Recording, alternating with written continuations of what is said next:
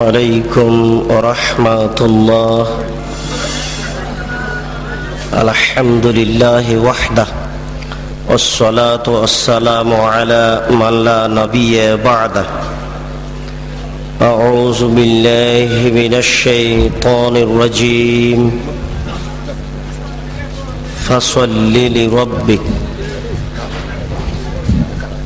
উপস্থিত বৈঠকের দিনই মুসলিম ভাই, প্রশংসা আল্লাহর জন্য, শান্তি অবতীর্ণ হোক আল্লাহর রাসূলের উপর সাল্লাল্লাহু আলাইহি ওয়াসাল্লাম। আজকের দিনে বৈঠকে আমার বক্তব্যের বিষয় সালাত, নামাজ। সালাত সম্পর্কে এক গুরুত্বপূর্ণ তথ্যবহল সংক্ষিপ্ত বিবরণের চেষ্টা করব ইনশাআল্লাহ। উল্লিখিত বিষয়ের উপরে আলোচনা করতে গিয়ে প্রথম সংক্ষিপ্ত আলোচনা হবে সালাত আদায় করতেই হবে। তারপরের সংক্ষিপ্ত আলোচনা হবে যারা সালাত আদায় করে না তারা কেমন। তারপরের সংক্ষিপ্ত বিবরণ হবে যারা সালাত আদায় করে কিন্তু রাসূলের পদ্ধতিতে করে না তারা কেমন। তারপরের সংক্ষিপ্ত বিবরণ হবে কিভাবে সালাত আদায় করতে হবে। উল্লিখিত বিষয়ের উপরে বক্তব্য রাখার পূর্বে সংক্ষিপ্ত আলোচনা হবে আপনারা কারা, আপনাদের একটু পরিচয়, এবং যারা এই বক্তৃতার মাঠে বক্তব্য পেশ করেন তারা কারা। আপনাদের পরিচয়ে মহান আল্লাহ বলেন ওয়াকালু সামি'না ওয়া আতা'না। শ্রোতা হচ্ছে ওরাই যারা শোনে ও মানে। শুনে মানতে হয়, এটা নীতি। এই জন্যই হক কথা শুনতে হয়। আল্লাহ তাআলা আপনাদের ব্যাপারে বলেন ফাসআলু আহলা যিকরি ইন কুনতুম লা তা'লামুন বিল বায়িনাতি ওয়াজ জুবুর। হে দুনিয়ার অজানা মানুষ, তোমরা জানা মানুষের নিকটে জানো প্রমাণ সহকারে। আপনাদের এখানে আল্লাহ তাআলা দুইটি খুব গুরুত্বপূর্ণ কথা বলেছেন। তার একটি কথা হচ্ছে যাকে দাওয়াত দিয়েছেন তাকে জানা হতে হবে। প্রয়োজনে 5 জন 7 জনকে জিজ্ঞাসা করতে হবে অমুক ব্যক্তিকে আমরা বক্তব্য শোনার জন্য দাওয়াত দিতে চাচ্ছি, তিনি জানা কিনা। কেননা আল্লাহ তাআলা আপনাদেরকে বলছেন যে জানা মানুষের নিকটে জানতে হবে। দ্বিতীয় যেটা আল্লাহ আপনাদের বলেছেন সেটা হচ্ছে প্রমাণ সহকারে জানতে হবে। প্রমাণ ছাড়া ধর্মের কোনো কথা শোনাও যাবে না, মানাও যাবে না। বড় হুজুর বললেও হবে না, পীর সাহেব বললেও হবে না, বুজুর্গানে দিন বললেও হবে না। কিসের বুজুর্গানে দিন? স্বয়ং ওমর রাদিয়াল্লাহু তাআলা আনহু যদি কোনো কথা বলেন, কথার পিছনে যদি কোনো প্রমাণ না থাকে তাহলে তা গ্রহণীয় হবে না। কিসের বুজুর্গানে দিন? স্বয়ং ওমর রাদিয়াল্লাহু তাআলা আনহু যদি কোনো কথা বলেন, কথার পিছনে যদি কোনো প্রমাণ না থাকে তাহলে তা গ্রহণীয় হবে না। উমর মানে বিরাট মানুষ, উমর মানে খুব বড় মানুষ, উমর এত বড় মানুষ, উমর এত বড় মানুষ, উমর এত বড় মানুষ। আল্লাহর নবী বলছেন যে উমর আনতা তাসলুক ফি তারিকিন লা ইয়াসলুকু শাইতান ফি তারিকিকা। উমর তুমি যে রাস্তা দিয়ে হাঁটো ওই রাস্তা দিয়ে শয়তান হাঁটে না। বুখারী শরীফের হাদিস। আল্লাহর নবী বলছেন উমর তুমি যে রাস্তা দিয়ে হাঁটো ওই রাস্তা দিয়ে শয়তান হাঁটে না। বুখারী শরীফের হাদিস। এত বড় মানুষ যদি ধর্মের কোনো কথা বলে আর যদি প্রমাণ না থাকে তাহলে তা গ্রহণীয় হবে না। আপনাদের সাথে সংক্ষিপ্ত কথা শেষ করলাম। বিনীত অনুরোধ, পিছনে যারা দাঁড়িয়ে আছেন গল্প করছেন তারা একটু দয়া করে গল্প বন্ধ করুন। যে যেখানে আছেন দয়া করে আপোষে কথা বলা বন্ধ করুন। আমি আপনাদের জীবনের জন্য অত্যন্ত গুরুত্বপূর্ণ তথ্যবহল সংক্ষিপ্ত বিবরণের চেষ্টা করছি ইনশাআল্লাহ। আমি ব্যক্তিগত কোনো কথা বা মানুষের কোনো কথা বলার চেষ্টা করব না ইনশাআল্লাহ। এবার সংক্ষিপ্ত আমাদের কথা, যারা এদেশের মাঠে বক্তব্য রাখছেন তাদের ব্যাপারে আল্লাহ রাসূল বললেন বাল্লিগু আন্নী ওয়ালা আয়া। আমার একটি কথা জানা থাকলেও বলে দাও, আমার দিকে খুব খেয়াল করে থাকতে হবে। এটা হলো প্রথম বাক্য। তিনি বললেন যে আমার একটি কথা জানা থাকলে তা বলে দাও। তারপরে তিনি বললেন যে হাদ্দেসু আন বানি ইসরাইল ওয়ালা হারাজ, বানি ইসরায়েলের কাহিনী বলো, কোনো দোষ নেই। এ হলো দ্বিতীয় বাক্য। এবার তৃতীয় বাক্য বলছেন আল্লাহর নবী, আগের দুটাকে ঠেকিয়ে দিবেন। খুব মনে রাখতে হবে, বক্তব্যের সব অংশ ভুলে গেলে অন্তত দয়া করে এই অংশ না ভুলার চেষ্টা করবেন।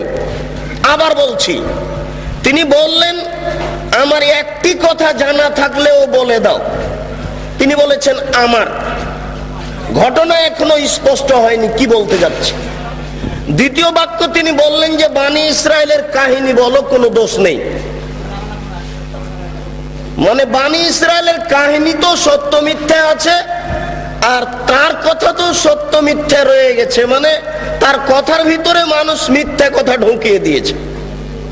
তৃতীয় বাক্য তিনি বলছেন মান কাযাবা আলাইয়া মুতাআম্মিদান ফালিয়াতাবাওয়া মাকআদাহু মিনান নার, কেউ যদি কোনো কথা আমার দিকে ধাবিত করে, সেই কথা যদি আমার না হয়, তাহলে তার থাকার জায়গা জাহান্নাম।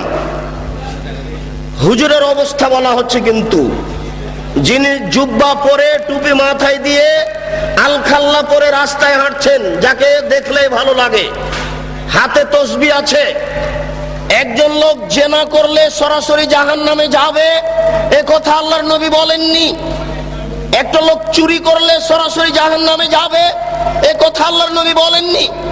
পিতামাতাকে গালি দেওয়া পৃথিবীর দ্বিতীয় মহাপাপ, পিতামাতার অবাধ্য চলা পৃথিবীর দ্বিতীয় মহাপাপ। এরপরেও যদি মানুষ পিতামাতার অবাধ্য চলে, সরাসরি লোকটা জাহান্নামে যাবে, এ কথা আল্লাহর নবী বলেননি। আল্লাহর নবী প্রথম দুই বাক্য বলার পরে তৃতীয় বাক্য বলে আগের দুই বাক্য ঠেকিয়ে দিয়ে বলছেন, কেউ যদি আমার দিকে কোনো কথা ধাবিত করে, সেই কথা যদি আমার না হয়, তাহলে তার থাকার জায়গা জাহান্নাম। এবার আপনার সাথে আমার কথা, আপনি যেদিন ক্লাস 2-এ পড়েছিলেন, সেদিন একটা গল্প পড়েছিলেন। নবী যে রাস্তা দিয়ে হাঁটতেন, একজন বুড়ি সে রাস্তায় কাঁটা পুঁতে রাখতো। নবীর পায়ে কাঁটা ফুটলে বুড়ি খুশি হতো। একদিন দেখলেন নবী রাস্তায় কাঁটা নাই। তিনি ভাবলেন বুড়ির কিছু হয়েছে। তিনি বুড়ির বাড়ি গেলেন, দেখলেন সত্যিকারই অসুস্থ। তিনি পরিচর্যা করলেন, বুড়ি ভালো হয়ে গেল। ঘটনা যে মিথ্যা? জি না। আমার হায়াত পর্যন্ত সময় থাকলো আমার দিনী ভাইদের উপরে, আপনার হায়াত পর্যন্ত সময় থাকলো আপনি আমার হায়াত পর্যন্ত এর সত্যতা প্রমাণ করতে পারবেন না ইনশাআল্লাহ। নবীর নামে মিথ্যা কথা বলা হয়েছে। গাছ লাগান, পরিবেশ বাঁচান, নবী নিজ হাতে গাছ লাগিয়েছেন, মিথ্যা কথা। এই দেশের মাটিতে প্রায় 3 লক্ষ বানানো হাদিস আছে। তার মধ্যে কোরআন মাজিদ 90 পারা, 30 পারা নয়, শয়তান মুমতাজ বেগমের কাছে প্রায় 2000 জাল হাদিস আছে। ধর্মকে বিকৃত করার জন্য লক্ষ লক্ষ হাদিস মানুষ তৈরি করেছে। আমাদের বাড়িতে 10,000-এর সিরিয়াল আছে। যে কোনো সময় দেশবাসী চাইলে আমরা 10,000 জাল জয়ীফ হাদিস পেশ করার জন্য প্রস্তুত রয়েছি ইনশাআল্লাহ। এই দেশের মাটিতে লক্ষ লক্ষ মিথ্যা তাফসীর রয়েছে। নবী ঈদের মাঠে গেলেন, একটি ছেলে কাঁদছে। নবী বললেন তুমি কাঁদো কেন? আমি এতিম ছেলে। নবী বললেন আমিও এতিম ছিলাম, আমি এতিমের অসুবিধা বুঝি। এই বলে তিনি কোলে নিয়ে আয়েশা রাদিয়াল্লাহু তাআলা আনহার কোলে তুলে দিলেন। আয়েশা তাকে কোলে নিয়ে আদর করলেন, নতুন পোশাক পরালেন। ছেলে খুশি হয়ে গেল। বাস্তবতার সাথে হাদিসের কথার অমিল আছে। রাসূল সাল্লাল্লাহু আলাইহি সাল্লামের বাড়িতে ভিক্ষুক ভিক্ষা পায় না।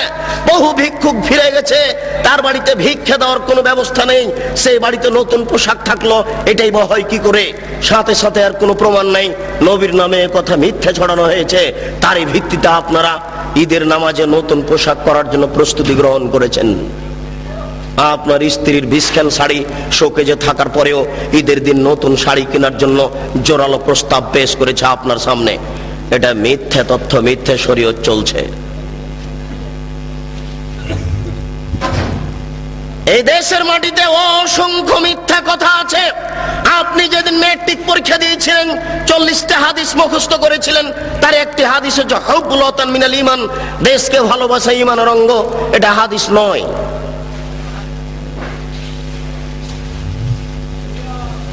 আমি যেটা বলতে চাচ্ছিলাম সেটা হচ্ছে এই, আল্লাহর নবী আগের দুটি বাক্য ঠেকালেন, পরের বাক্য বলে তিনি বললেন বাল্লিগু আন্নী ওয়ালা আয়া, আমার একটি কথা জানা থাকলে বলে দাও। কথা বলার আগে চূড়ান্ত হতে হবে কথা আমার কিনা। তারপরে তিনি বললেন বনী ইসরাইলের কাহিনী বলো, কোনো দোষ নেই। বনী ইসরাইলের কাহিনীও সঠিক কিনা এটা চূড়ান্ত হতে হবে। এদেশের মাটিতে অসংখ্য বনী ইসরাইলের কাহিনী পেশ করা হয়েছে। আইয়ুব আলাইহিস সালামের স্ত্রী রাহমা মাথার চুল কেটে দিয়েছিলেন, ধরা পড়েছিলেন, ইতিহাস মিথ্যে। আইয়ুব আলাইহিস সালামের শরীরে পোকা হয়েছিল, এই তাফসীর মিথ্যে। বনী ইসরাইলের এরূপ কাহিনী চলবে না। অসংখ্য মিথ্যা তাফসীর রয়েছে। ইব্রাহিম আলাইহিস সালাম 3 দিন 300 উট জবে করেছিলেন, এই তাফসীর মিথ্যে। ইব্রাহিম আলাইহিস সালাম ছেলেকে কুরবানি করার সময় চোখে কাপড় বেঁধেছিলেন, এই তাফসীর মিথ্যে। ইউসুফ আলাইহিস সালামের সাথে জুলাইখার বিবাহ হয়েছিল, এই তাফসীর মিথ্যে। দাউদ আলাইহিস সালাম জনৈক মহিলার প্রেমে পড়েছিলেন, এই তাফসীর মিথ্যে। হারুত মারুত দুইজন ফেরেশতা জোহরা নামক মেয়ের প্রেমে পড়েছিল, এই তাফসীর মিথ্যে। এই দেশের মাটিতে লক্ষ লক্ষ মিথ্যা তাফসীর আছে। এই দেশের তাফসীর মাহফিল বন্ধ করুন। দাখিল পাস শিক্ষক আপনাদের সামনে এসে একেবারে প্রধান মুফাসসির হয়ে মিথ্যা তাফসীর করে যাচ্ছে। এই তাফসীর মাহফিল বন্ধ করুন। পেশাজীবী বক্তাদের বক্তব্য বন্ধ করুন, সিজনাল বক্তব্য বন্ধ করুন, শরীয়ত বাঁচানোর চেষ্টা করুন। 12 মাস বক্তব্য চলবে, বর্ষার সিজনেও চলবে, এটাই শরিয়ত। কোরআন এবং সহিহ হাদিস ভিত্তিক আলেম ওলামা এই দেশের মাটিতে দিন প্রচার করবে, এটাই শরীয়ত। শীতকালীন মৌসুমকালীন এদেশের বক্তা পেশাজীবী হিসেবে তার জীবিকা নির্বাহের উদ্দেশ্যে আপনাদের সামনে মিথ্যা কথা বলে সকালে টাকা নিয়ে বিদায় হবে, আপনারা তাদেরকে সম্মান সহকারে বিদায় করবেন, এটা আপনাদের দিনের অপমান করা হচ্ছে। বিচারের কাঠগড়াতে যেদিন জবাব দিতে হবে সেদিন বুঝতে পারবেন শরীয়ত মিথ্যা কাকে বলে। আপনি একজন তার সহযোগী। আল্লাহ রাসূল আমাদেরকে বললেন এই 3টি বাক্য, পরের একটি বাক্য আল্লাহ রাসূল আমাদের লক্ষ্য করে বলেন কাফা বিল মারই কাযিবান ওয়া ইউহাদ্দিসু বিকুল্লি মা সামিআ। একজন মাওলানার মিথ্যুক হওয়ার জন্য এতটুকু যথেষ্ট, শরীয়তের কোনো কথা তদন্ত না করে বলবে। একজন মাওলানা সাহেবের মিথ্যুক হওয়ার জন্য এতটুকুই যথেষ্ট, একটা শরীয়তের কোনো কথা তদন্ত না করেই বলবে। একজন মাওলানা সাহেবের মিথ্যুক হওয়ার জন্য এতটুকুই যথেষ্ট, শরীয়তের কোনো কথা তদন্ত না করেই বলবে। জনৈক মাওলানা সাহেব বলছেন আল্লাহর নবী কোনো বাচ্চার মাথায় হাত দিলে সেই বাচ্চার মাথা থেকে আতরের সেন্ট ছড়িয়ে পড়তো, মিথ্যা কথা। জি না, এরকম তো ঘটেনি কোনোদিন না। রাসূলের নামে এই কথা তো ছড়ানো যাবে না। যে কোনো কথা, যে কোনো কাহিনী আমরা জানি আস্তাগফিরুল্লাহ আল্লাযী লা ইলাহা ইল্লা হুয়াল হাইয়ুল কাইয়্যুম, ওয়াতুবিলাই ক্ষমা চাওয়ার এই দোয়া। আস্তাগফিরুল্লাহ রব্বি মিন কুল্লি যামবি ওয়াতুবিলাই, আস্তাগফিরুল্লাহ রব্বি মিন কুল্লি যামবি ওয়াতুবিলাই। এই দোয়া তো খুঁজে পাওয়া যায় না, রাসূলের নামে আসলো কি করে? কে জবাব দিবে? ঢাকা শহরের বংশালী হচ্ছে আহলে হাদিসের মূল ভিত্তি। বংশালের সুযোগ্য জ্ঞানী মানুষই জবাব দিবে। জবাবের জন্য ঢাকা বংশালী দায়ী মূলত, আমি এটাই মনে করি। এখানে আহলে হাদিসের মাদ্রাসা আগে স্থান পেয়েছে। বংশালের মানুষেরাই ঢাকা শহরে আগে থেকে ভিত্তি স্থাপন করেছে। আমরা গ্রাম প্রত্যন্তল থেকে একেবারে পল্লী এলাকা থেকে বংশালে যখন পৌঁছি তখনই মনে করি আহলে হাদিস অধ্যুষিত এলাকায় পৌঁছেছি। এটা আমাদের গৌরবের বিষয়। বংশালের বড় বড় সুবিজ্ঞ মানুষ এর জবাব দিবে। যেই দিন বুদ্ধি হয়েছে সেই দিন থেকে দেখেছি একফিরুল্লাহ লানা ওয়া লাকুম সালাম দেওয়ার সময়তে এই দোয়া পড়ে আসি। আমার শিক্ষক চাচা মক্তবে মসজিদে আমাদেরকে পিটিয়ে এই দোয়া মুখস্থ করিয়ে নিয়েছেন। এই দোয়ার ভিত্তি কোথায়? কে জবাব দিবে? জবাব দিবে কে?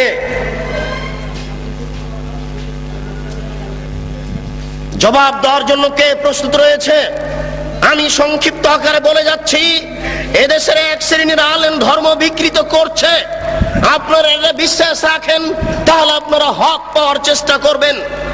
মাছ দিয়ে ভাত খায় মানুষ, কাঁটা ফেলে খায়। বুদ্ধি আছে, কাঁটা সহ খায় না।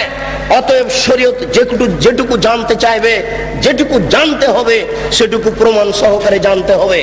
আমরা শুনেছি আমাদের মা চাচারা গ্রামে বলতেন যে এই শোনো, তোমরা মহিষের কুরবানি দিও না, মহিষের গায়ে লোম কম, গরুর কুরবানি দাও, গরুর গায়ে লোম বেশি। কেন? প্রত্যেক লোম পরিমাণ লোম সমান এক নেকি হবে। মিথ্যা কথা, নবীর নামে মিথ্যা কথা ছড়ানো হয়েছে, জাল হাদিস। এ জবাব দিবে কিয়ামতের মাঠে নেকির পাল্লাই। এই কুরবানির গরু, নাড়ি ভুঁড়ি সবকিছু ওই নেকির পাল্লাই চাপিয়ে দেওয়া হবে। এই হাদিস আমাদেরকে শোনানো হয়েছে, এই হাদিস মিথ্যে।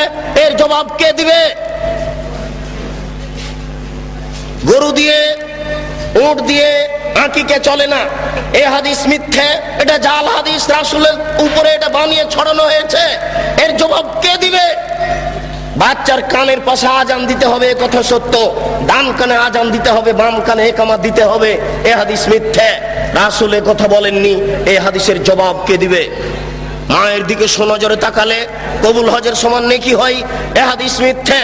মায়ের পায়ের নিচে জান্নাত, এ হাদিস সত্য। মায়ের পায়ের নিচে জান্নাত, এ হাদিস ঠিক। মায়ের পায়ের নিচে জান্নাত, এ হাদিস ঠিক। বাপ মায়ের নিচে নিকটে বাপ মায়ের দিকে সুনজরে দেখলে কবুল হজের সমান নেকি হবে, এ হাদিস রাসূলের উপরে মিথ্যা আরোপ করা হয়েছে। এই জবাব কে দিবে? এই জন্য মনে রাখবেন, রাসূল সাল্লাল্লাহু আলাইহি ওয়াসাল্লাম একদা যাচ্ছিলেন মেরাজে জিবরাইল আলাইহিস সালামের সাথে। তিনি দেখলেন কতগুলি লোকের জিহ্বাকে আগুনের কেঁচি দিয়ে কেটে দেওয়া হচ্ছে, কতগুলি লোকের জিহ্বাকে আগুনের কেঁচি দিয়ে কেটে দেওয়া হচ্ছে। আল্লাহর নবী বললেন, মান হাউলায়ে? জিবরাইল, এরা কারা যাদের জিহ্বা কেটে দেওয়া হচ্ছে? জিবরাইল আলাইহিস সালাম বলেন, হাউলায়ে খুতবাইন উম্মাতিক, এরা হচ্ছে আপনার উম্মতের বক্তা, যারা বক্তৃতা করে বেড়াতো, তাদের জিহ্বা আগুনের কেঁচি দিয়ে কেটে দেওয়া হচ্ছে। কি বুঝলেন? কি বুঝলেন আর আমি কি বুঝালাম? বুখারী শরীফের এক হাদিসে এসেছে, আল্লাহর নবী বলছেন, ইয়াউমুল কিয়ামা, মাওলানা সাহেবকে কিয়ামতের মাঠে জাহান্নামে নিয়ে যাওয়া হবে। জাহান্নামে নিক্ষেপ করার সাথে সাথে তান্দালে কক্তা বহু, মাওলানা সাহেবের নাড়ি ভুঁড়ি সব ঝরে পড়ে যাবে। মাওলানা সাহেব ঘুরতে থাকবে তার নাড়ি ভুঁড়ির চতুর্দিকে। আপনারা তো শহরের মানুষ, বুঝতে পারবেন কিনা, আমরা তো পল্লীর মানুষ, এই কথা খুব ভালো বুঝি। ধান মাড়ার সময়তে, গরুর পায়ে ধান মাড়ার সময়তে গরু ধানের উপরে এভাবে ঘুরে। ধান মাড়ার সময়তে, ধান গাছ থেকে ঝরানোর সময়তে গরু ওই ধানগুলির ওপরে যেভাবে ঘুরে, মাওলানা সাহেব তার নাড়ি ভুঁড়ির চতুর্দিকে ঘুরবে। ফাজতামা আলাইহা আহলুন নার, জাহান্নামীরা সেখানে জমা হয়ে বলবে, মালাক, খবর কি হুজুর, আপনার কেন এই অবস্থা? আনতা তা'মুরুনা বিল মারুফ ওয়া তানহা আনিল মুনকার, হুজুর আপনি তো আমাদের ভালো কথা বলছিলেন, মন্দ থেকে নিষেধ করছিলেন, হুজুর আপনার অবস্থা কেন এরূপ? হুজুর তখন বলবেন, কি বলি, আমরুকুম বিল মারুফ ওয়া লা আতিহি, আমি যে ভালো বলেছি ভালো করিনি যে। কত হুজুর ভালো করেননি, এর প্রমাণ নিবেন। মিথ্যা কথা বলে ধর্ম প্রচার করে হুজুর। হুজুরকে সকালে 10,000 টাকা দিতে হয়। শতকরা 95 জন বক্তা মিথ্যুকে দেশের মাটিতে আমি ভাঙাচুরা ভিত্তে দ্বারা যা তদন্ত চালিয়েছি, তাতে আমার বুঝ শতকরা 95 জন বক্তা মিথ্যুকে দেশের মাটিতে মিথ্যা কথার ভিত্তিতে দিন প্রচার করছে। আপনাকে সজাগ সোচ্চার হতে হবে, নইলে এই হুজুরেরা ইসলামের গায়ে, ধর্মের গায়ে আগুন লাগিয়ে দিয়েছে। ধাঁধা ধাঁধা করে ধর্ম চলছে। আপনি এখন কি করবেন? আজও যদি ঢাকা শহরে খাঁটি ফার্নিচার কিনতে যান, কাঠ, ভালো কাঠের ফার্নিচার পাবেন, টাকা বেশি লাগতে পারে। আজও যদি খাঁটি সরিষার তেল কিনতে চান, তাহলে পাবেন, টাকা বেশি লাগতে পারে। কিন্তু খাঁটি ধর্ম যদি পেতে চান, তাহলে সহজ নয়, খুব জটিল। জিজ্ঞাসা করলে বলবে বড় হুজুর বলেছেন, পীর সাহেব বলেছেন, বুজুর্গানে দিন বলেছেন, এই বলেই চলবে। বুজুর্গানে দিনের দোহাই দিয়ে ধর্ম চলে না। মাওলানা সাহেবকে যখন বলা হচ্ছে, আপনার কেন এই অবস্থা, তখন মাওলানা সাহেব বলছেন, কি করি, আমি যে ভালো বলেছি ভালো করিনি যে। হুজুরের বাড়ি দেখেন না, হুজুরের বউয়ের কি অবস্থা, হুজুরের পায়জামাটা টাকনুর নিচে আছে, এটা দেখা যায় না। হুজুরের চাকরিটা অবৈধ পয়সাতে আছে, এটা দেখা যায় না। হুজুর সকালবেলাতে টাকা কম হলে রাগ করছে, এটা বোঝা যায় না। शरीयत की पागल नाकि, शरीयत की हवाई लड्डू, दोनों हाथ में लड्डू है, जो चाहे उसको खा ले, जो चाहे उसको छोड़ दे। ये शरीयत की हवाई लड्डू नाकि, हाका बाका लाड़ू नाकि, शरीयत इच्छा मतो खावे। আপনাদের সাথে ও আমাদের সাথে সংক্ষিপ্ত কথা শেষ করলাম। কোনোদিন যদি সময় সাপেক্ষে বলতে পারি, তাহলে আপনাদের সামনে বিস্তারিত কথা বলবো। প্রথমে বলা হয়েছে সময় অতীব কম। মহান আল্লাহ বলেন, ফাসাল্লি লিরাব্বিক, আপনি আপনার প্রতিপালকের জন্য সালাত আদায় করুন। মহান আল্লাহ বলেন,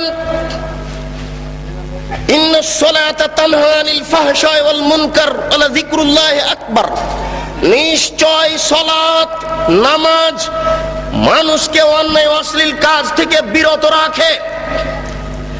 সালাত হচ্ছে সবচেয়ে আল্লাহকে ডাকার বড় মাধ্যম। পৃথিবীতে আর কোনো এত বড় মাধ্যম নাই যেই মাধ্যমে আল্লাহকে অত ডাকা যায়। নামাজ সালাত দিয়ে আল্লাহকে যত ডাকা যায়। আমি কিন্তু সালাত বলার চেষ্টা করব। যারা আপনারা শিক্ষিত মানুষ তারা জানেন যে নামের পরিবর্তন হয় না। নাম সব ভাষাতে নামই থাকে। কোরআন বাংলাতেও কোরআন, কোরআন ইংরেজিতেও কোরআন, কোরআন আরবিতেও কোরআন। সালাত নামটি কোরআনে আল্লাহ দিয়েছেন, সালাত নামটি হাদিসে আল্লাহর নবী দিয়েছেন। সালাত পরিবর্তন হয়ে নামাজ হলো কেন? কে এর জবাব দিবে?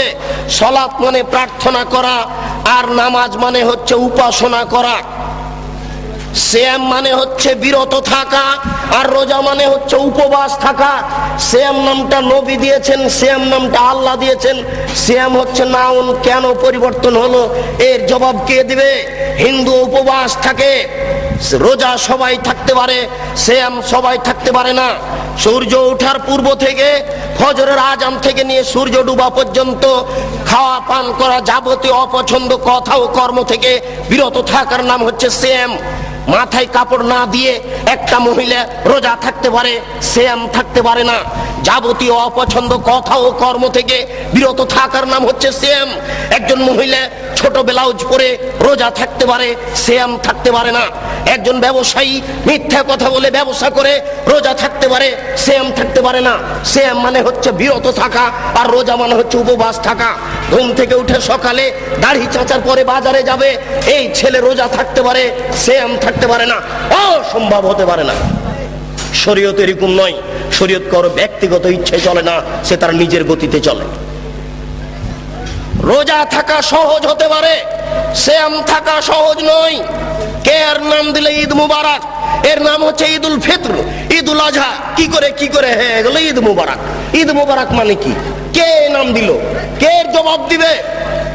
অতএব আল্লাহকে ডাকার সবচেয়ে বড় মাধ্যম হচ্ছে সালাত। সালাতের মাধ্যম দিয়ে আল্লাহকে বেশি ডাকা যায়।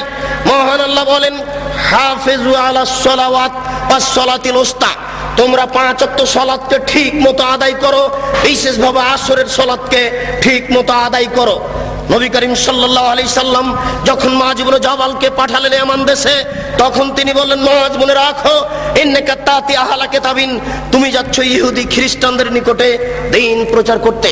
ফাদহুম ইলা শাহাদাতি লা ইলাহা ইল্লাল্লাহ, সর্বপ্রথম তুমি মানুষকে বলো আল্লাহ ব্যতীত কোনো মাবুদ নেই, মুহাম্মদ আল্লাহর রাসূল। মানুষকে সাক্ষী দিতে হবে আল্লাহ ব্যতীত কোনো মাবুদ নাই। সংক্ষিপ্ত সময়ের কারণে আপনার কাছে আমি কিছু বলে যেতে পারছি না। আমি সাক্ষ্য দিচ্ছি আল্লাহ ব্যতীত কোনো মাবুদ নাই। এ কথা বাংলাদেশের লোকেরা বুঝে না, সৌদি আরবের লোকেরা বুঝেছিল। সৌদি আরবের লোকের মাবুদ ছিল 360 জন। সৌদি আরবের লোকের নকল আল্লাহ ছিল 360 জন। মুহাম্মদ সাল্লাল্লাহু আলাইহি সাল্লাম বলেছিলেন, না 360 জন মাবুদ চলবে না, একজন উপরে আছে তাকে মানতে হবে। তখন আত্মীয় স্বজন বলেছিল, এ কি যেমন তেমন বদ, এ কি যেমন তেমন খারাপ। আরে ইহুদি খ্রিস্টানরা তো অন্তত 3 জন মাবুদ মানে, এ বলছে যে 3 জনও নয়, মাত্র একজন সপ্তম আকাশের উপরে থাকে। এটা কি সহ্য করা যায়? একে হত্যা করতে হবে, নইলে বন্দী করতে হবে, নইলে দেশ থেকে তাড়িয়ে দিতে হবে। যে কোনো একটা সিদ্ধান্ত নিতে হবে। তিনি বলেছিলেন লা ইলাহা ইল্লাল্লাহ। তারা বুঝেছিল, আমি বুঝতে পারি না। আমি সাক্ষ্য দিচ্ছি আল্লাহ ব্যতীত কোনো মাবুদ নাই। আমি সাক্ষ্য দিচ্ছি আল্লাহ ব্যতীত কোনো মাবুদ নাই। এই কথা বলার পরে আপনার বাড়িতে যত মূর্তি সাজানো আছে এগুলো একটা রাখা যাবে না। আপনার বোকা স্ত্রী শোকে যে মূর্তি সাজিয়ে রেখেছে, ছবি সাজিয়ে রেখেছে, একটা চলবে না। যদি আপনি রাখেন তাহলে আমি সাক্ষ্য দিচ্ছি আল্লাহ ব্যতীত কোনো মাবুদ নাই, এটা টিকবে না। গোলাপ শাহের মাজার টিকবে না। আমি সাক্ষ্য দিচ্ছি আল্লাহ ব্যতীত কোনো মাবুদ নাই, এই কথা বললে এই কবর টিকে না, উঁচু কবর টিকে না, বাঁধা কবর টিকে না, ছবি মূর্তি টিকে না, কোনো দিবস পালন করা টিকে না। হ্যাঁ দেখে মানুষের ভাগ্য পরীক্ষা করা টিকে না, কোন প্রকার শিরক টিকে না। আমি সাক্ষ্য দিচ্ছি মুহাম্মদ সাল্লাল্লাহু আলাইহি ওয়াসাল্লাম তার রাসূল এই কথা বললেন, নিজ ইচ্ছায় কোনো ধর্ম চলে না। আপনি দান করলেন, মাওলানা সাহেব বললেন নারায়ে তাকবীর, মারহাবা, আল্লাহু আকবার, জি না, অসম্ভব চলবে না, এটা হুজুরের সুন্নাত। আর রাসূলের সুন্নাত হচ্ছে কেউ যদি হুজুরের হাতে দান করে তাহলে হুজুরকে বলতে হবে আল্লাহুম্মা সাল্লি আলাইহি আল্লাহুম্মা বারিক আলাইহি, এটা রাসূলের দেওয়া সুন্নাত। মুফাসসির সাহেব বলেন লা ইলাহা ইল্লাল্লাহ। মুফাসসির সাহেবের কি স্টাইল, বলতে বলতে মুফাসসির সাহেব একবার বলছেন কি তার ঢং, লা ইলাহা ইল্লাল্লাহ মুহাম্মাদুর রাসূলুল্লাহ, মুহাম্মদ রাসূলুল্লাহ তো জিকিরের সাথে লাগিয়ে দিচ্ছেন। মুফাসসির সাহেবের এটা জানা নাই যে জিকির হচ্ছে লা ইলাহা ইল্লাল্লাহ। আল্লাহ রাসূল বলেছেন আফজালু যিকরি লা ইলাহা ইল্লাল্লাহ ওয়া আফজালু দুআ আলহামদুলিল্লাহ, সবচেয়ে উত্তম জিকির হচ্ছে লা ইলাহা ইল্লাল্লাহ। এই পর্যন্ত শেষ। না, আমি বুঝাতে পারছি না, আমি মনে হয় আপনাদের বুঝাতে পারছি না, আমি স্পষ্ট নই, আমি কিন্তু চাঁপাই নবাবগঞ্জের মানুষ, এই হিসেবে আমার ভাষা আপনার কাছে কিছুটা অস্পষ্ট থেকে যেতে পারে। আপনার দিকে লক্ষ্য করে আমি পূর্ণ বুঝাতে পারছি কিনা এতে আমি সন্দেহের মধ্যে রয়েছি। আমি যদি পূর্ণ বুঝাতে না পারি তাহলে আমি সফলতা অর্জন করতে পারছি না। আমি বলছি লা ইলাহা ইল্লাল্লাহ মুহাম্মাদুর রাসূলুল্লাহ জিকিরে চলবে না, এটা প্রথম অন্যায়। দ্বিতীয় অন্যায়, তিনি জোরে বললেন কেন?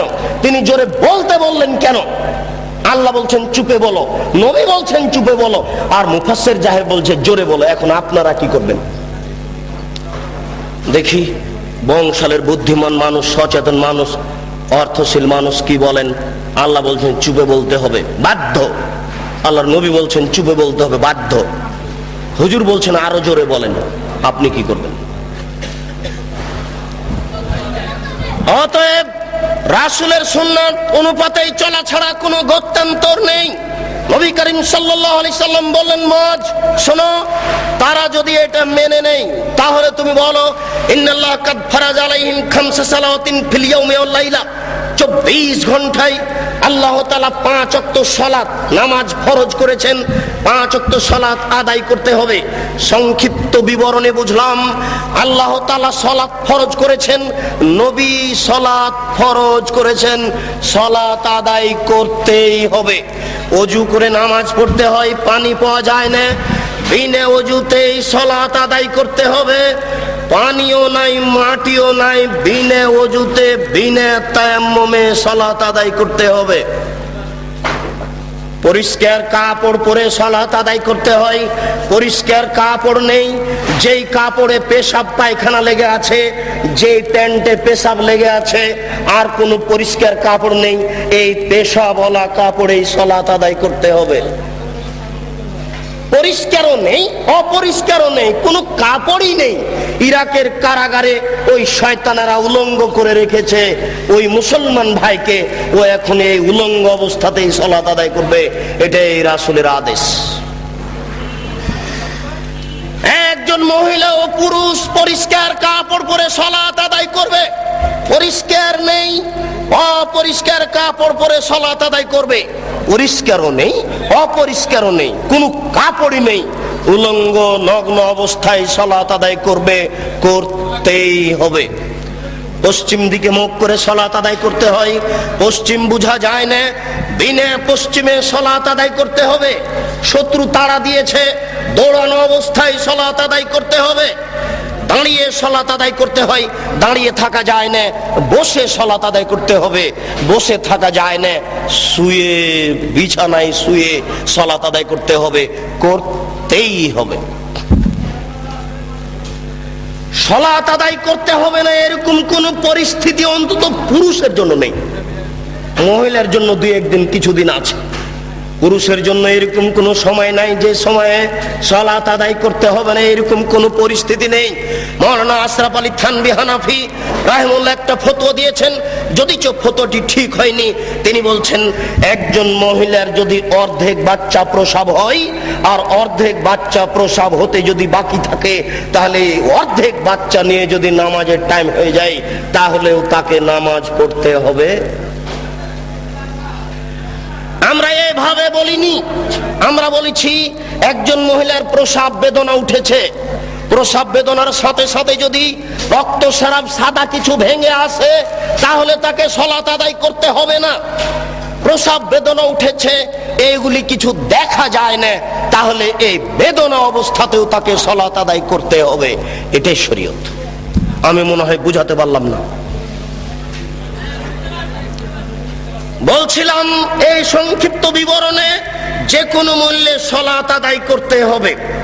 হে উপস্থিত বৈঠকের দিনই মুসলিম ভাই ও বোন, এই মাইকের আওয়াজ যতদূর পর্যন্ত যাচ্ছে, সকল দিনই ভাই ও বোনকে বিনীতভাবে বলছি, দয়া করে আপনি একটু নিজের কাজের জন্য প্রস্তুতি গ্রহণ করুন। ভুল হচ্ছে, আপনার রাত্রি 2টা-3টায় ঘুমানো দেখে আমিও খুব কষ্ট পাই। দেখুন, জীবজন্তু পশু প্রাণী সবাই আল্লাহকে মূল্যায়ন করেন, সবাই আল্লাহকে দাম দেয়, কিন্তু আদম সন্তান আল্লাহর কোনো 5 পয়সা দাম দিতে চায় না। ও একেবারে এশার সালাতের পরে ঘুমানোর কথা ছিল, ঘুমাচ্ছে রাত 2টার সময়, 3টার সময়, সবাই টিভি ভিসিআর নিয়ে ব্যস্ত। সকাল 8টায় উঠছে, আল্লাহকে ডাকতে হবে, আল্লাহর কাছে কিছু চাইতে হবে, প্রার্থনা করতে হবে, ক্ষমা চাওয়ার কিছু কথা বলতে হবে। এটা কেউ পরোয়া করে না, বিবেচনা করা উচিত ছিল। সংক্ষিপ্ত বিবরণ, যারা সালাত আদায় করে না তারা কেমন? নবী করিম সাল্লাল্লাহু আলাইহি সাল্লাম বলেন, মান তারাকা সালাত মুতাআম্মিদান ফাকাদ কাফারা। কেউ যদি ইচ্ছাকৃত সালাত ছেড়ে দেয় তাহলে সে কাফের হয়ে গেল। রাসূল সাল্লাল্লাহু আলাইহি সাল্লাম এক বৈঠকে বলেন, বাইনাল আবদি ওয়া বাইনাল কুফরি তারকুস সালাত। যারা সালাত আদায় করে আর যারা সালাত আদায় করে না, এদের পার্থক্য হচ্ছে যারা সালাত আদায় করে তারা মুসলমান, যারা সালাত আদায় করে না তারা কাফের। আল্লাহ রাসূল এইভাবে বলছেন। আসহাবু মুহাম্মাদিন সাল্লাল্লাহু আলাইহি সাল্লাম লা ইয়ারাউনা তারকুল কুফরুন গায়রা সালাত। মুহাম্মদ সাল্লাল্লাহু আলাইহি সাল্লামের সঙ্গী সাথীরা সালাত ব্যতীত অন্য কিছু ছেড়ে দিলে কাফের মনে করতেন না, কিন্তু সালাত ছেড়ে দিলে কাফের মনে করতেন। এই বাচ্চা যারা বসে আছেন তারা একটু খেয়াল করবেন, কোনো বাচ্চা যেন নড়াচড়া না করে। এমনকি আশেপাশে যারা আছেন তাদের প্রতি একটু খেয়াল করবেন, কোনো মানুষ যেন হাঁটাহাঁটি না করে। বিনীত অনুরোধ করছি, আপনার জরুরি প্রয়োজন থাকলে দয়া করে একটু সরে পড়ুন, আপনি একটু দূরে গিয়ে আপনার প্রয়োজন সারার চেষ্টা করুন। আমি আপনার একজন মেহমান, আপনি আমাকে মূল্যায়ন করার চেষ্টা করুন, আপনাকে আমি সম্মান করার চেষ্টা করব। আপনি যদি হেঁটে বেড়ান তাহলে আমি বুঝবো আপনি আমাকে অপমান করছেন। যারা আজকে দিনী বৈঠকে উপস্থিত হয়নি তাদের প্রতি আমি দুঃখিত। যারা আজকে দিনী বৈঠকে উপস্থিত হয়নি, যারা আশেপাশের বাড়িতে বসে আছে, ঘুমিয়ে আছেন, তাদের প্রতি আমি দুঃখিত। বিচারের কাঠগড়া আমি তাদের দেখে ছেড়ে দেব। সুদূর চাঁপাইনবাবগঞ্জ থেকে আমি দিন প্রচারের জন্য আসবো। এখানে আমি কোনো মিথ্যা কথা বলতে আসিনি, আমি ব্যক্তিগত কোনো কথা বলতে আসিনি, এখানে আমি কোনো কিস্সা কাহিনী বলতে আসিনি। আপনার দরজা আমি এসেছি, আপনি বাড়িতে ঘুমিয়ে আছেন কেন? আপনি কি মনে করছেন? আমি মনে করছি আপনি আমার সাথে অন্যায় আচরণ দেখালেন। বলছিলাম, হে আমার দিনী ভাই, রাসূল সাল্লাল্লাহু আলাইহি সাল্লাম বলেন, উমিরতু আন উকাতিলান নাস হাত্তা ইয়াকুলু লা ইলাহা ইল্লাল্লাহ ওয়া ইউকিমুস সালাহ ওয়া ইউতুজ যাকাত। আমাকে বলা হয়েছে মানুষের বিরুদ্ধে আমি যুদ্ধ চালিয়ে যাব যতক্ষণ পর্যন্ত লা ইলাহা ইল্লাল্লাহ না বলবে এবং যতক্ষণ পর্যন্ত সালাত আদায় না করবে। যারা সালাত আদায় করে না তাদের বিরুদ্ধে আমি যুদ্ধ চালিয়ে যাব, মারবো না হয় মরবো। যারা সালাত আদায় করে না, নারী হোক পুরুষ হোক, তাদের বিরুদ্ধে আমি যুদ্ধ চালিয়ে যাব, মারবো না হয় মরবো। রাসূল সাল্লাল্লাহু আলাইহি সাল্লাম বলেন, যারা সালাত আদায় করলো আসামু মিন্নি দিমাহুম ওয়া মালাহুম। যারা সালাত আদায় করলো তারা তাদের রক্তকে, তারা তাদের অর্থকে নিরাপদে করে নিল। এর বাক্যের অর্থ আপনি কি বুঝলেন? যারা সালাত আদায় করে না তাদের অর্থ লুটে নেওয়া যায়। যারা সালাত আদায় করে না তাদের রক্ত বৈধ। আল্লাহ রাসূল বলছেন, যারা সালাত আদায় করলো তারা তাদের অর্থকে, তারা তাদের সম্পদকে, রক্তকে নিরাপদে করে নিল। তাই তো সেই কালে ইমাম আহমদ ইবনে হাম্বল বলেছেন, যারা সালাত আদায় করে না তাদের কুরবানি করতে হবে। ইমাম আবু হানিফা রাহিমাহুল্লাহ বলেছেন, যারা সালাত আদায় করে না তাদের জেলখানায় বন্দী করতে হবে। আরবি বিদ্বানগণ বলেছেন, বর্তমান আরবি বিদ্বান বলছেন, যারা সালাত আদায় করে না, স্ত্রী করে স্বামী করে না, বিবাহ থাকবে না, বিচ্ছিন্ন হয়ে যাবে, বলাই লাগবে না, এমনিতে বিবাহ কেটে গেছে। স্বামী সালাত আদায় করে, স্ত্রী করে না। বর্তমান আরবি বিদ্যানেরা এসব হাদিস পেশ করে বলছেন যে একজন সালাত আদায় করে, একজন করে না, এতে বিবাহ থাকবে না, বিবাহ বিচ্ছিন্ন হয়ে যাবে, বিবাহ কেটে যাবে, তালাক দেওয়া লাগবে না, কাজীর কাছে যাওয়া লাগবে না, এমনিতেই শেষ। আমরা আপনাদের সতর্ক করার জন্য বলছি, হ্যাঁ আমার উপস্থিত বৈঠকের দিনই ভাই, যারা সালাত আদায় করে না তারা মহাপাপী, যারা সালাত আদায় করে না তারা বড় পাপী। সালাত আদায় করেননি অতীতে, আপনি আজ থেকে তওবা করে ক্ষমা চেয়ে আল্লাহর দরবারে বলুন, প্রতিপালক তোমার সাথে জড়িত পাপ সহজেই ক্ষমা হয়, অতএব তোমার দরবারে অনুতপ্ত সহকারে ক্ষমা চেয়ে বলছি, আর কোনোদিন সালাত আদায় সালাত ছাড়বো না। অতীতের কারণে তুমি আমাকে ক্ষমা করো, ভবিষ্যতে তুমি আমাকে সঠিকভাবে সালাত আদায় করার তৌফিক দান করো, আল্লাহুম্মা আমিন। সালাত যেহেতু আল্লাহর সাথে সম্পৃক্ত পাপ, সহজেই ক্ষমা হবে বলে আশা করা যায়। গীবাত আল্লাহর সাথে জড়িত পাপ নয়, মানুষের সাথে জড়িত পাপ। বড় ছেলেকে এই বাড়িতে লিখে দেওয়া হয়েছে, আর ছেলে মেয়েকে লিখে দেওয়া হয়নি, এটা হচ্ছে মানুষের সাথে জড়িত পাপ। এইগুলো তওবা করে ক্ষমা হয় না। আমি বংশালের একজন কসাইখানাতে গোস্ত আমি বিক্রি করি, প্রত্যেক দাঁড়িতে 100 করে গোস্ত কম দিই, এটা তওবা করে ক্ষমা হবে না। যত মানুষকে গোস্ত কম দেওয়া হয়েছে সমস্ত মানুষকে গোস্ত ফেরত দিতে হবে, সবার কাছে ক্ষমা চেয়ে নিতে হবে, অন্যথায় এই পাপ ক্ষমা হবে না। এটা খুব জটিল ও কঠিন। মানুষের সাথে জড়িত পাপ উপরে ক্ষমা হয় না, মানুষের সাথে জড়িত পাপ উপরে ক্ষমা হয় না। আপনি আমার বদনাম করেছেন, গীবাত করেছেন, হজ করতে গিয়ে বলছেন কাবা ঘরের গিলাফ ধরে, আল্লাহ আমি উমুকের বদনাম করেছি, দয়া করে আমাকে ক্ষমা করে দাও। আজীবন ক্ষমা চেয়ে আল্লাহ ক্ষমা করবেন না, এরকম পাপ তিনি ক্ষমা করবেন না ঘোষণা করে দিয়েছেন। বলছিলাম সালাত আদায় করিনি, যে আল্লাহর সাথে জড়িত পাপ। আমার আজকে 50 বছর বয়স। আল্লাহর নবী বলেছেন সালাতের জন্য কোনো সময় নাই, ফরজ সালাতের জন্য কোনো সময় নেই। আমি প্রতিদিন সালাত আদায় করি। আজকে রাত্রে 2টায় ঘুমিয়েছি, ঘুম থেকে উঠে দেখছি যে সকাল 9টা বেজে গেছে। আমরা কিন্তু ছোট থেকে শুনেছি যে ফজরের সালাত যদি ছুটে যায় তাহলে পরের দিন ফজরের টাইমে পড়তে হবে, আর মধ্যখানে পড়া যাবে না। আল্লাহ নবী বলছেন জি না, যখনই স্মরণ হবে তখনই পড়ো, যখনই ঘুম ভাঙে তখনই পড়ো। যদি সকাল 9টায় ঘুম ভাঙে 9টায় ফরজ, ফজর 9টায়। যদি 7টায় ঘুম ভাঙে ফজর 7টায়। যদি সূর্য উঠার সময়তে ঘুম ভাঙে ফজর সূর্য উঠার সময়। আমি মনে হয় বুঝাতে পারছি না। ফরজ সালাতের কোনো সময় নেই। যখনই আপনি বুঝতে পেরেছেন যে আমার সালাত ছুটে গেছে, এটা তখনই আপনি পড়ুন, যখন সময় পেয়েছেন। যার জন্য আল্লাহ রাসূল বলছেন মুরু আওলাদাকুম বিসসালাত ওয়া মাবলু সাবি সিনিনা, তোমরা তোমাদের ছেলে মেয়েকে সালাত আদায় করতে বলো যখন তার বয়স 7 বছর। ওয়াজরিবুহুম আলাইহা ওয়া হুম আবনা 10 সিনিনা, পিটিয়ে সালাত আদায় করাও যখন তার বয়স 10 বছর। 10 মাস 10 দিন পেটে রাখতে পারলেই মা হওয়া যায় না। 2 বছর দুধ পান করালেই মা হওয়া যায় না। 5 বছর তেল কাজল দিয়ে মানুষ করলেই মা হওয়া যায় না। 14 বছর 20 বছর 25 বছর যাবত ছেলে মেয়ের পিছনে লক্ষ লক্ষ টাকা খরচ করলেই বাপ হওয়া যায় না। বাপের কাজ, মায়ের কাজ। 7 বছর বয়সেই ছেলেকে সালাত আদায়ের জন্য বলতে হবে, শিরক সম্পর্কে অবগত করতে হবে। বাড়িতে ঢুকলে সালাম দিয়ে বাড়িতে ঢুকতে হবে। কলিং বেলে যদি সালাম থাকে, কলিং বেলে আঙ্গুল দেওয়ার সময়তে বলতে হবে আসসালামু আলাইকুম। ছেলে মোবাইল বাড়িতে 8-10টা রিং হচ্ছে, টিপেই ছেলে বলছে হ্যালো। জি না, ও তো কুকুরকে ডাকা বুদ্ধি। হ্যালো কেন? আসসালামু আলাইকুম। এবার আপনার সাথে আমার একটু কথা, আপনি বলেন যে হ্যালোতে 1% হাফ কল্যাণ আছে, আর আমি বলছি যে আসসালামু আলাইকুমে 100% কল্যাণ আছে। আর আপনি বলেন যে 100-র 1-এর অর্ধেক আছে, হ্যালোতে অর্ধেক আছে। বলেন দেখি কল্যাণ।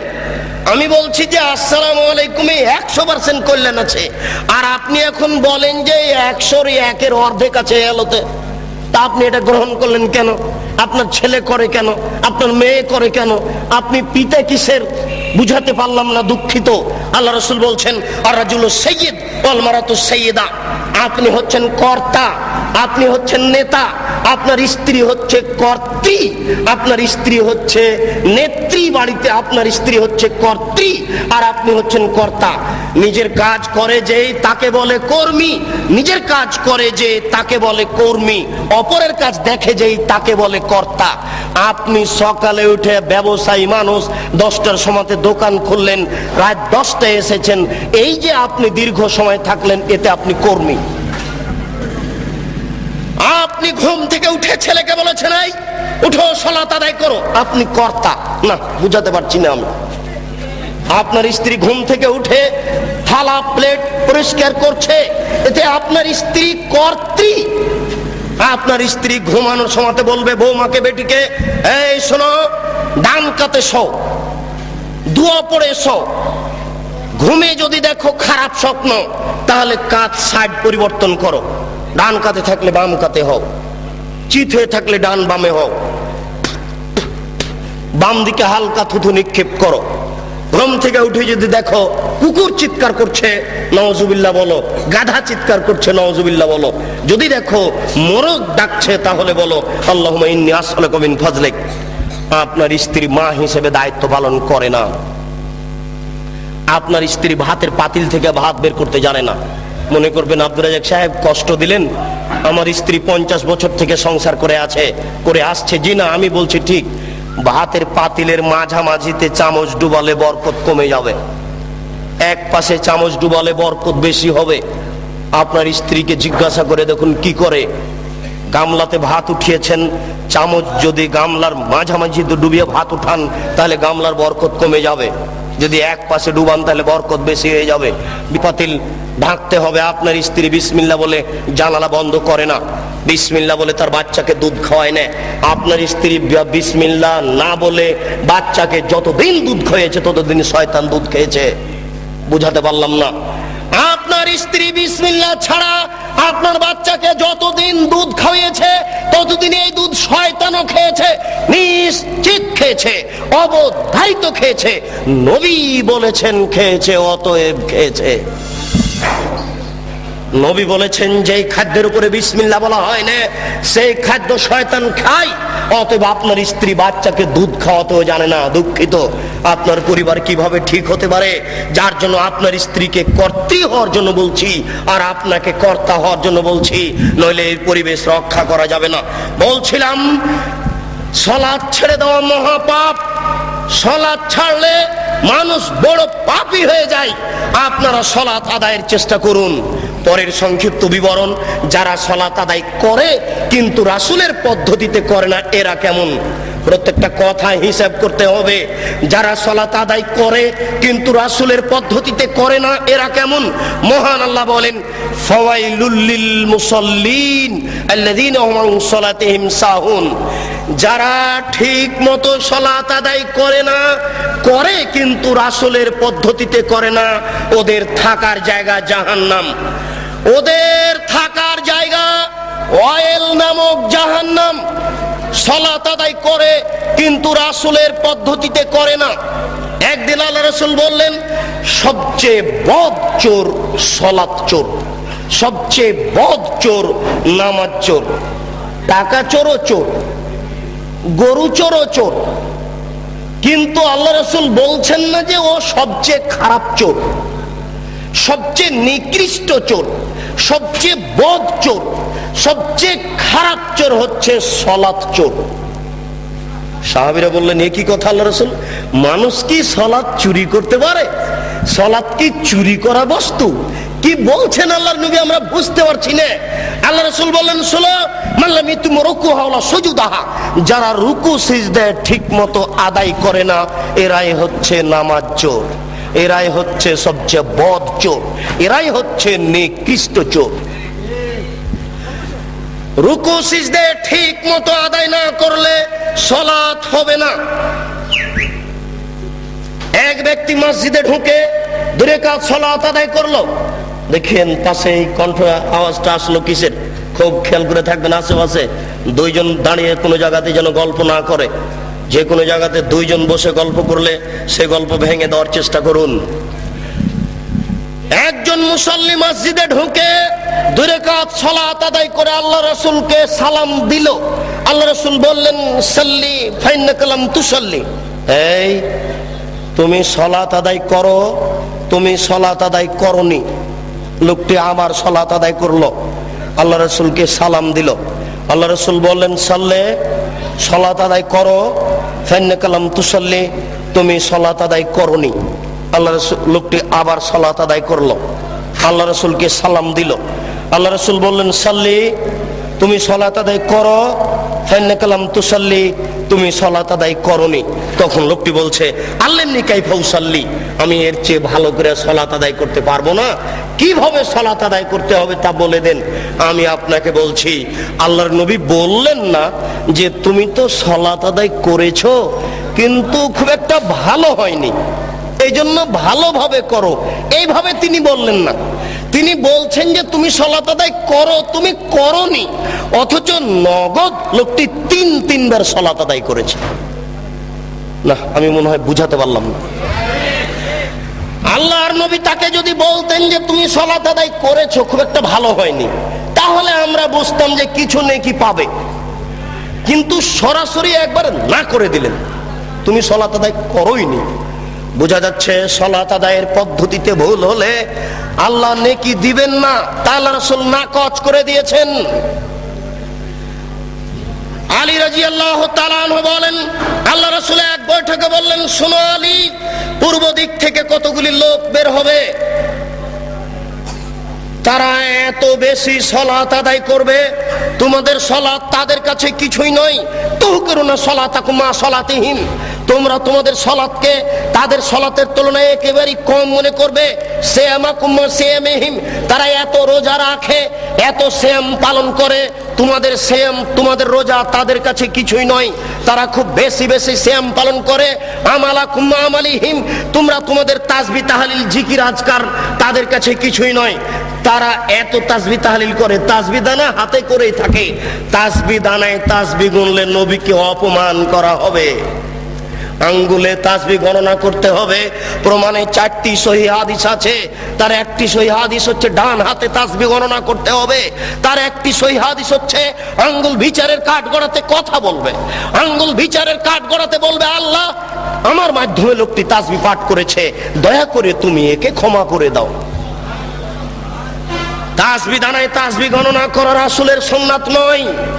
আল্লাহ রাসূল বলছেন, তারা এত তাসবিহ তাহলিল জিকির আজকার করবে, তোমাদের জিকির তাদের কাছে কিছুই নয়, তোমাদের সালাত, তোমাদের নামাজ, তোমাদের রোজা, তোমাদের জিকির আজকার তাদের কাছে কিছুই নয়। শোনো আলী, ইন্নামা তাজুদুনা ফাকতুলহুম, তোমরা যদি তাদের পাও তাহলে তাদের কুরবানি করো। আইনা মিল আজরাল মান কাতালাহুম, যারা তাদের হত্যা করতে পারবে তারাই সবচেয়ে বেশি নেকি পাবে, যারা তাদের হত্যা করতে পারবে তারাই সবচেয়ে বেশি নেকি পাবে। নেন এবার এক শ্রেণীর নামাজিকে আল্লাহ রাসূল হত্যা করতে বললেন, এক শ্রেণীর রোজাদারকে আল্লাহ রাসূল হত্যা করতে বললেন, এক শ্রেণীর জিকির আজকারকারীকে আল্লাহ রাসূল হত্যা করতে বললেন। আমি এখন যদি আপনাকে বলি এই, তাহলে আপনি কষ্ট পাবেন। আপনি হাদিসটি বুখারী মুসলিমের নিজে পড়ে দেখুন, বিবেচনা করুন, চিন্তা ভাবনা করুন। ওই যুগ আর নেই যে যুগে আপনার সামনে আমি ধুলা ছিটিয়ে চলে গেলাম চোখের সামনে। এখন বুখারী বাংলায়, মুসলিম বাংলায়, আবু দাউদ, নাসাই, তিরমিজি সব বাংলায়। আপনিও কালকে সকালে এই হাদিসগুলি পড়ে দেখতে পারেন, আপনি যাচাই বাছাই করুন। আপনি বিবেকবান মানুষ, আপনার বিবেকের সামনে একটা অহেতুক কথা বলে চলে যাব, এটা হয় না। ওই সময় পার হয়ে গেছে, এখন নগদ বুঝার সময় এসেছে। আল্লাহ রাসূল বলছেন, আলী শোনো, তাদেরকে যদি তোমরা হত্যা করতে পারো, যে ব্যক্তি হত্যা করতে পারবে সেই সবচেয়ে বেশি নেকি পাবে। তাহলে বোঝা যাচ্ছে যে সব সালাত আল্লাহর দরবারে কবুল হবে না। কবুল হওয়া তো দূরের কথা, ওই ব্যক্তি হচ্ছে হত্যার যোগ্য। কেন? ওইভাবে সালাত আদায় করে রাসূলকে অপমান করেছে। যদিচ এদের একজন বড় মৌলানা আব্দুর রব খুলনা বলছেন, এই দল সে দল, এই দল টুঙ্গির দল। আমরা এই কথা বলতে চাচ্ছি না।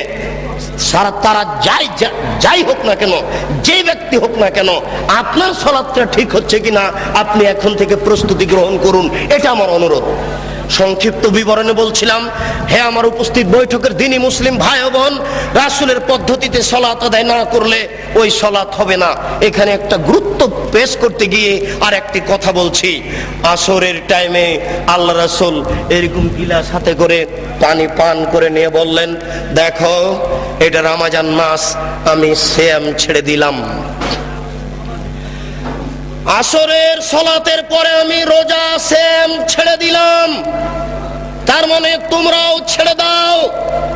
কিছুক্ষণ পরে রাসূলের কাছে সংবাদ পৌঁছিল, এখনো কিছু লোক সিয়াম আছে। তাদের দাবি যারা পারে না তারা ছেড়ে দিবে। আমরা তো পারি, আমাদের কি অসুবিধা, আমরা কেন ছাড়বো? আল্লাহ রাসূল বললেন, উলাইকা হুমুল ওসাতো, উলাইকা হুমুল ওসাতো, উলাইকা হুমুল ওসাতো। যারা এখন রোজা আছে ওরা নাফরমান, যারা এখন রোজা আছে ওরা নাফরমান, যারা এখন রোজা আছে ওরা নাফরমান। কি বুঝলেন? হাদিস তো বুখারী মুসলিমে। তার মানে রোজা আছে, সিয়াম আছে, কিন্তু রাসূলের পদ্ধতিতে হয়নি। মানে রাসূল বলেন এখন সিয়াম ছেড়ে দাও, এখন আর নেকির কাজ নেই, আমাকে মানতে হবে, এটা হলো নেকি, আমাকে মানতে হবে, এটা নেকি। বেশি ইবাদতের নাম নেকি নয়, আমার কথা মেনে চলতে হবে, এরই নাম নেকি। বুজুর্গানে দিনের দোহাই দিয়ে ধর্ম চলে না, রাসূল সাল্লাল্লাহু আলাইহি সাল্লামের কথা দিয়ে মাত্র ধর্ম চলে, অন্য মানুষের কথা দিয়ে চলে না। যেখানে যেটুকু পড়বেন, যেখানে যেটুকু করবেন, সেখানে সেটুকু প্রমাণ সহকারে করুন। ইমাম সাহেবকে বলেন, মাওলানা সাহেব আমি তো বাড়িতে ছিলাম না, আমার ছেলে হওয়া 7 দিন পার হয়ে গেছে, তো আজকে আঁকিকে কি করব? তো বলছেন 14 দিনে করেন, 21 দিনে করেন। আপনি খালি একটু বলেন যে ভাই একটু হাদিসটা লিখে বাংলা অনুবাদ করে হাদিসটা ঠিক কি বেঠিক দয়া করে লিখে দিবেন। আমরা তো জেনারেল শিক্ষিত মানুষ, অত কিছু বুঝি না, আপনাদেরকে আমরা মূল্যায়ন করতে চাই। 7 দিন পরে আসুন, দেখুন হুজুর খালি আনছান আনছান করে, হুজুর শুধু কেমন কেমন করে। হুজুরের কাছে লিখিত চেয়েছেন যে এদেশের ধর্মের ব্যাপারে ধার্মিক মিথ্যে ধার্মিককে যদি আপনি ঠেকাতে চান তাহলে লিখিত প্রমাণ চান, সহজে ঠেকানো যাবে, তাছাড়া সহজে ঠেকানো যাবে না। উপস্থিত বৈঠকের দিনই মুসলিম ভাই, মর্মে আরেকটি হাদিস না বললে আগাতে পারছি না। সেই হাদিসটি হচ্ছে এই 3 জন ব্যক্তির দল, 3 জনের এক দল রাসূলের স্ত্রীদের নিকটে আসলো, এসে বলল রাসূল কিভাবে ইবাদত করতেন আমাদেরকে বলো। ফালাম্মা উখবিরু বিহা, যখন রাসূলের ইবাদত পেশ করা হলো, তিনি এই এই ইবাদত করতেন, তখন তারা বলল আইনা নাহনু মিনান নবী সাল্লাল্লাহু আলাইহি সাল্লাম কাদ গাফারাল্লাহু লাহু মা তাকাদ্দামা মিন যামবিহি ওয়া মা তাআখারা। আমরা কোথায়, রাসূল কোথায়? রাসূলের আগের পাপ, পরের পাপ, ছোট পাপ, বড় পাপ সব ক্ষমা করা হয়েছে, আমাদের তো আর ক্ষমা করা হয়নি।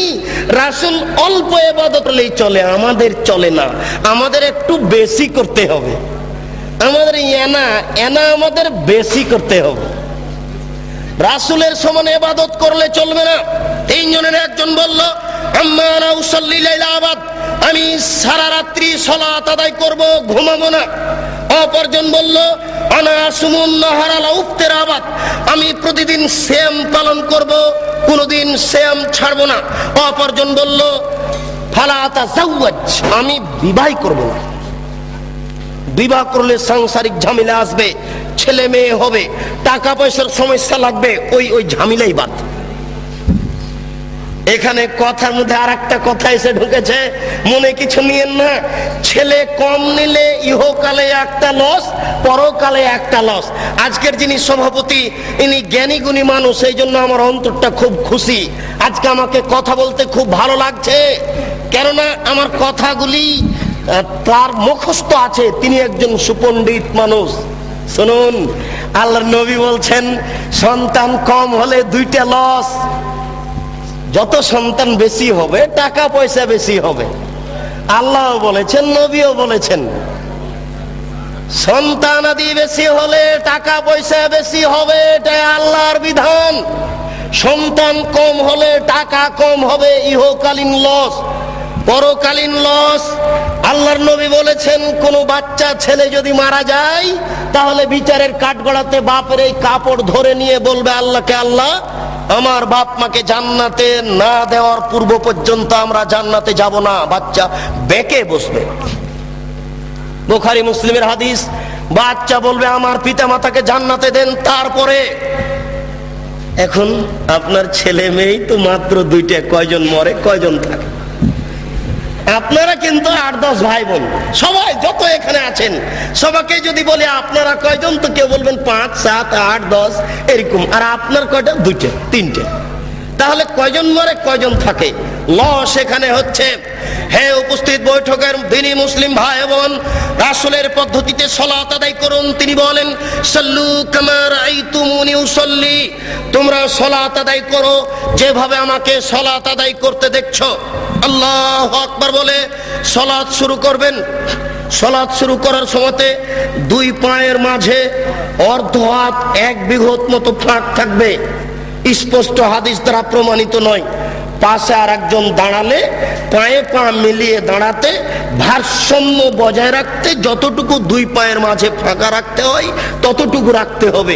কিন্তু ওরা বলেছে, ওই যে যারা বলেছে ভোট দাও বুবু জান্নাত পাবা বুবু, ওরা যে বলেছে বুবু ভোট দাও, ওরা কিন্তু বলেছে যে দেখো দুই পায়ের গোড়ালি এভাবে লাগিয়ে রাখিও। কেন লাগিয়ে না রাখলে লজ্জা স্থানের যোগাযোগ মাটির সাথে থাকবে। নাউজুবিল্লাহ, বড় নোংরা কথা বলেছে। সাবধান, মহিলা পুরুষ একই ব্যাপার।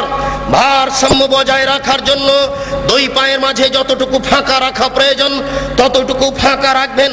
আল্লাহু আকবার বলে হাতের আঙ্গুলি জমা জমা করে কাঁধ সামনাসামনি, কাঁধের লতি সামনাসামনি হাত উঠাবেন। এইভাবে থুতনির নিচে নিয়ে আসবেন না, কান ধরবেন না। একাধিক সহিহ হাদিস কাঁধ সামনাসামনি। এই আল্লাহু আকবার বলে ডান হাতের কবজি বাম হাতের কবজির উপরে রাখবেন। আল্লাহু আকবার বলার পূর্বে কোনো শব্দ চলবে না।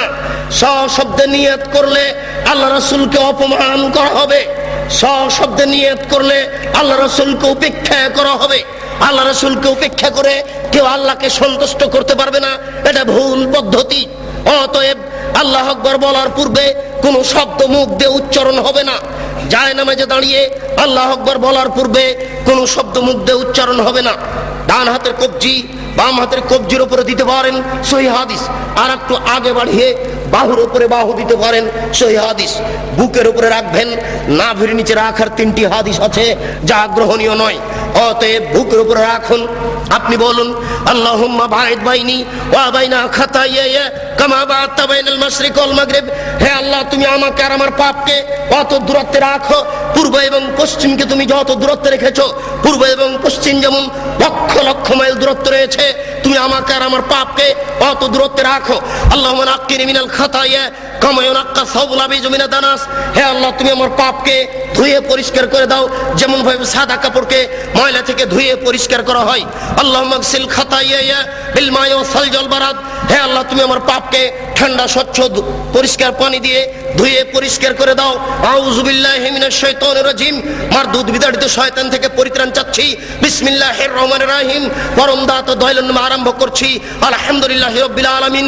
বিশ্বজগতের প্রতিপালকের প্রশংসা। আর রহমানির রহিম, তিনি হচ্ছেন পরম দাতা দয়ালু। মালিক ইয়াউমিদ্দিন, তিনি হচ্ছেন বিচার দিনের মালিক। ইয়াকা না'বুদু, একমাত্র তোমার ইবাদত করছি। ওয়া ইয়াকা নাস্তাইন, একমাত্র তোমার নিকটে সাহায্য চাই। ইহদিনাস সিরাতাল মুস্তাকিম, তুমি আমাকে সোজা সঠিক পথ দেখাও। সিরাতাল্লাযিনা আন'আমতা আলাইহিম, ওই পথ তুমি দেখাও যে পথ সহজ সরল সঠিক। যাদের প্রতি তুমি দয়া করেছো অনুগ্রহ করেছো তাদের পথ তুমি দেখাও। গায়রিল মাগযুবি আলাইহিম ওয়ালাজ যালিন, যারা ভ্রান্ত যাদের উপরে তুমি অসন্তুষ্ট হয়েছো তাদের পথ তুমি দেখায়ও না। এরপরে বিসমিল্লাহির রহমানির রহিম, পরম দাতা দয়ালুর নামে আরম্ভ করছি। যে কোনো একটি সূরা। আল কারিয়া, মহা দুর্ঘটনা। মাল কারিয়া, মহা দুর্ঘটনা কি? ওমা আদরাকা মাল কারিয়া। হে নবী, আপনি কি বলতে পারেন মহা দুর্ঘটনা কি?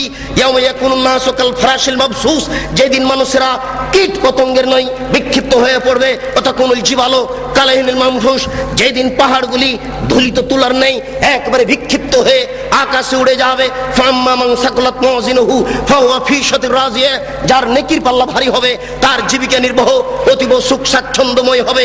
ওয়াম্মা মান খাফফাত মাওয়াজিনুহু ফাউম্মুহু হাবিয়া, যার নেকির পাল্লা হালকা হয়ে যাবে তার থাকার জায়গা হবে অতীব গভীর গহ্বর জাহান্নাম। ওমা আদরাকা মা হিয়া, হে নবী আপনি কি বলতে পারেন গভীর গহ্বর সেই জায়গাটি কি? নারুন হামিয়া, তা হচ্ছে জ্বলন্ত উত্তপ্ত আগুন। এই বলে আল্লাহু আকবার বলে হাত খুলে দিয়ে ওই পর্যন্ত উঠাবেন। হাতের আঙ্গুল জমা জমা থাকবে, আঙ্গুলের মাথা আকাশমুখী থাকবে, আঙ্গুলের তালু পশ্চিমমুখী থাকবে। এই বলে আপনি রুকুতে চলে যাবেন। হাত দুটি রডের মতো সোজা হয়ে থাকবে, আঙ্গুলগুলি খোলা খোলা থাকবে, কোমর থেকে সামনের ওজন হাতের উপরে থাকবে। হাত দুটি রডের মতো সোজা হয়ে থাকবে, আপনার এই কোমর থেকে এই সামনের অংশ একেবারে সোজা হয়ে থাকবে। এই পিঠের লম্বা হাড়, মাথা উঁচুও হবে না মাথা নিচুও হবে না।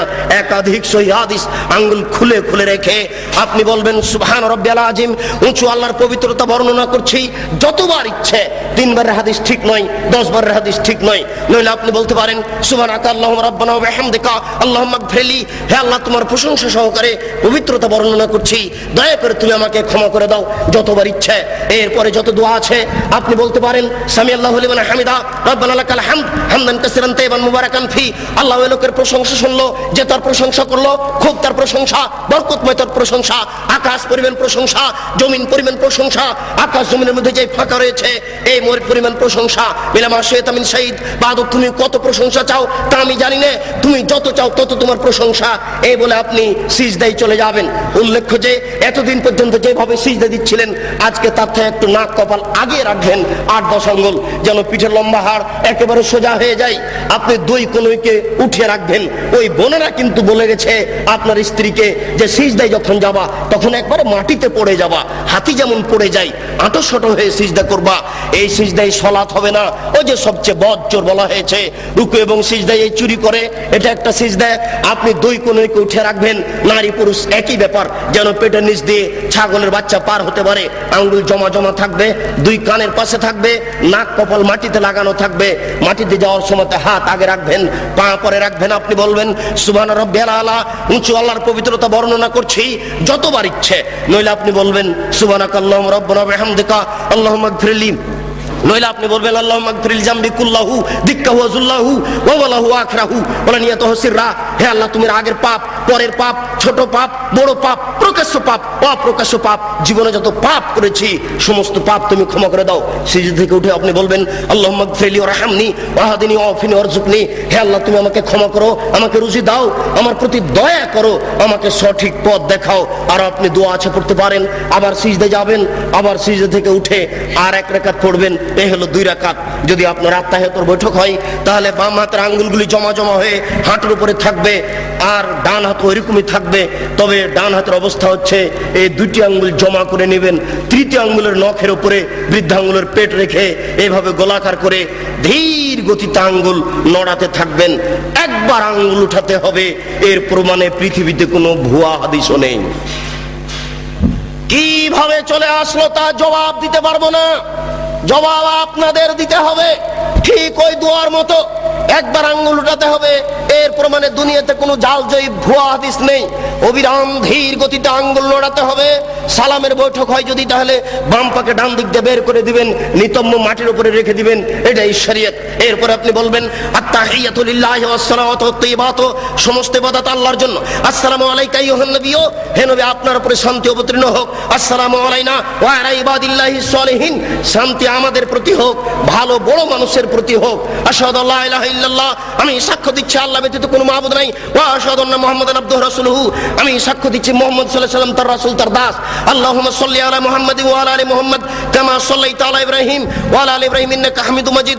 হে আল্লাহ তুমি মুহাম্মদ সাল্লাল্লাহু আলাইহি ওয়াসাল্লাম ও তার বংশধরের প্রতি শান্তি অবতীর্ণ করো, যেমন ভাবে ইব্রাহিম আলাইহিস সালাম ও তার বংশধরের প্রতি শান্তি অবতীর্ণ করেছো। তুমি প্রশংসনীয়, তুমি জ্ঞানী।